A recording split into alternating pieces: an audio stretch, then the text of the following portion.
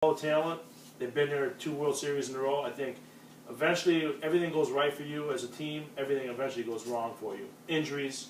So I see Chicago, Kansas City 3rd and 4th, and Detroit, Cleveland. I think battle that all year long. That'd be great. Yeah. So. By the way, guys, we're gonna have you two probably have a couple of you guys on our website. We'll do a final division if you guys decide. You know, their spring training still starts. I mean, spring training starts on Tuesday, so you guys gotta change your mind. We're gonna probably do an official prediction thing, predict all the winners for baseball. So we'll probably have it up on the website. So, but right now, I'm just gonna go with this, and it's probably gonna change. But I'm gonna go with a bombshell here. I'm gonna go with Minnesota winning the division. I think Minnesota has a lot of young firepower. I think they have enough pitching to get them by. I think the Tigers go in at second as a wild card.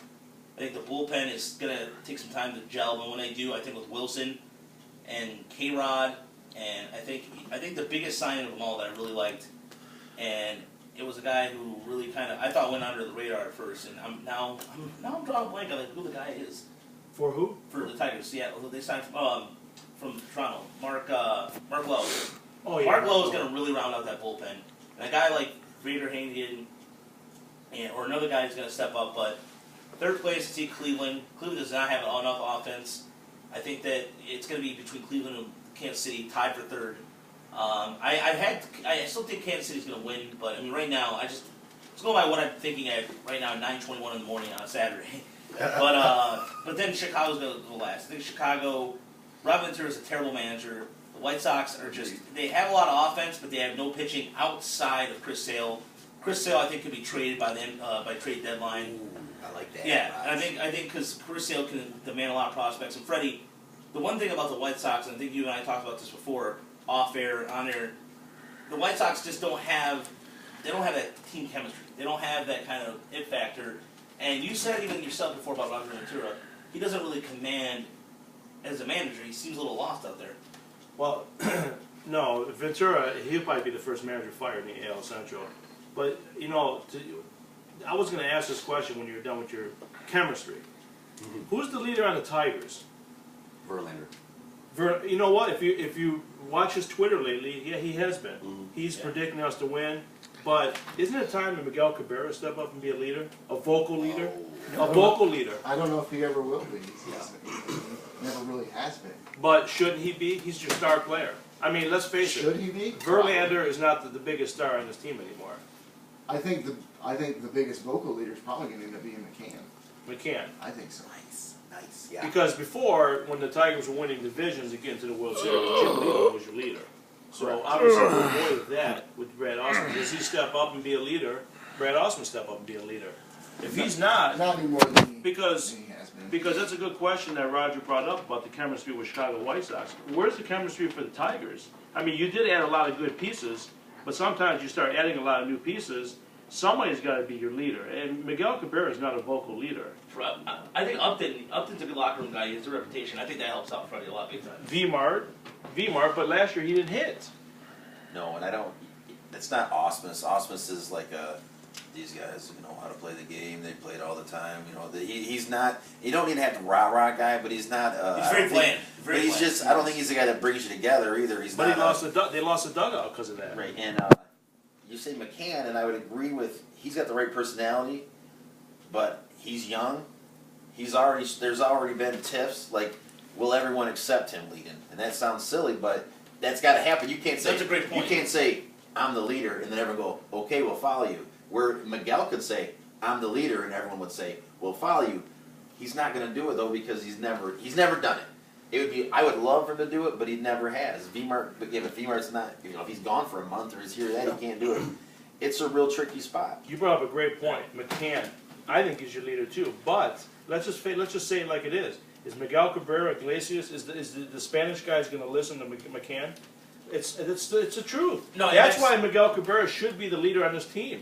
If you're gonna quote unquote name this guy the best right-handed hitter in Major League history, he should be a leader of this team. He's your highest paid. He's your best player. Verlander, to me, Verlander and Miguel Cabrera, if they don't perform, you'll never win. Yep. Those two guys, but Verlander pitches every 5 days. Right. Miguel Cabrera is on that field every day. He needs to step up as a leader, and I don't think they'll listen to McCann. You bring up a great point. I don't think they will, No, I think, and they should.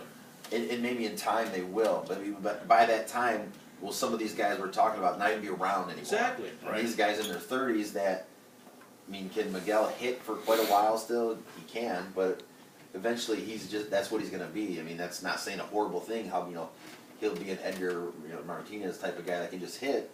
That's a great thing, but he's not going to be even a guy in the field at some point. Yeah. So, and the Latin point you bring up, Freddie, is a good one because, I mean, in my experience, and you can see it in the clubhouse, and we have about 5 minutes left before we end the show, there's two types of sanctions or type of things at Tigers clubhouse. There's Latino players hanging out, and there's everybody else hanging out. And I've seen that firsthand in my experience when I worked in radio before. But gentlemen, I think with Miguel leads by example. They just go by what he does, and I think that. And Detroit always talks about, and I think this is a town. I think we would all agree with this. Detroit has this big thing about leaders and all this stuff, and I mean, look at the '84 Tigers. Look at some of the Tiger teams in the past. I mean, look at the fact that they didn't really. Alan Trammell was a quiet guy. He didn't really say much. Lou Whitaker barely even spoke a word. So you had guys like Darrell Evans and other guys who Kirk Gibson, right? Lit him up. But Sparky Anderson, I'm sorry to cut you off. Sparky Anderson was their leader, though. Right. Just like Jim Leland was their leader. Right, and the days of, and you know what though, you're right. In the sense that now these days, it's not what it used to be with, like leaders. I mean, like, you guys look at Sparky commanded a room. Same thing with Jim Leland. Managers now are just, Reverend Ventura. Have you ever heard of anything Rob Ventura outside the Nolan Ryan fight? No, the guy doesn't say nothing. So, players now, it just seems like there's that rah-rah leadership thing. I think it's a thing of the past, where players just kind of lead by example and just kind of making sure the clubhouse is not a giant zoo. And it was last year. You saw this functionality firsthand. I think James McCann. It was a white guy going against a Spanish guy. Yeah, and you know what? And you can't ignore the racial element. And Miguel really backed up Iglesias. If you think about it, he didn't really back up McCann. He backed up, and who backed up McCann? David Price. Right on Twitter. He Kansas City guy. Who's the leader on the your Kansas City team? There's a lot of guys. Lorenzo Cain's the leader. Moustakas? Yeah, no, I would say there's Hosmer. Hosmer's probably the biggest leader. Yeah. It really depends on who. It really depends on who it is, guys. But I mean, overall, as we wrap up the last 2 minutes, I think for the Tigers right now, if they can all just get along, that's all that matters to me. I think what they put on the field is fine. What they win, what the result is, I don't think anybody's going to care as long as they win. That's what Mike Ilitch wants. That's what everybody in this town wants. They've been there twice. They failed miserably both times. Let's not be honest. Let's not mince words here, gentlemen.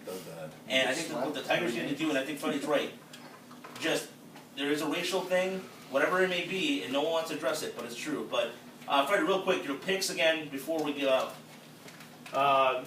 Pistons +2 at Milwaukee. They're going to win outright. Oklahoma City +3.5. They beat Golden State. Tonight, Avalanche, Red Wings, outdoor game, going to be sweet. Pour a big drink. Unfortunately, pick the Avalanche because I think they're going to beat the Wings. All right, thanks so much for our guys coming on here today. Good meeting Big you. Jim Price, Tigers Ball Boy.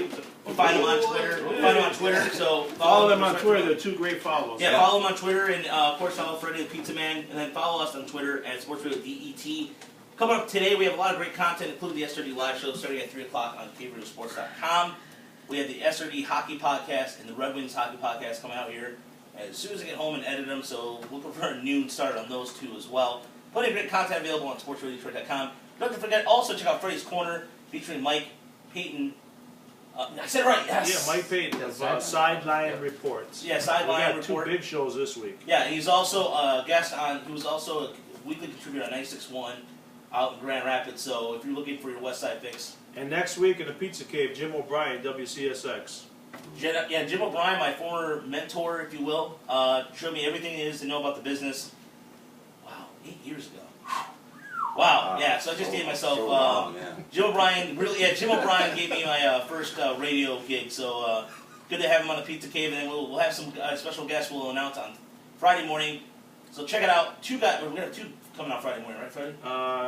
Yeah, one for sure. Two. Well, one's getting back to me. Yeah, we'll From Boston, by yeah, the way. well, yeah, we're not gonna. We'll leave it at that. Yeah. We just won't say any more else of that. So for myself, I'm Roger Steele.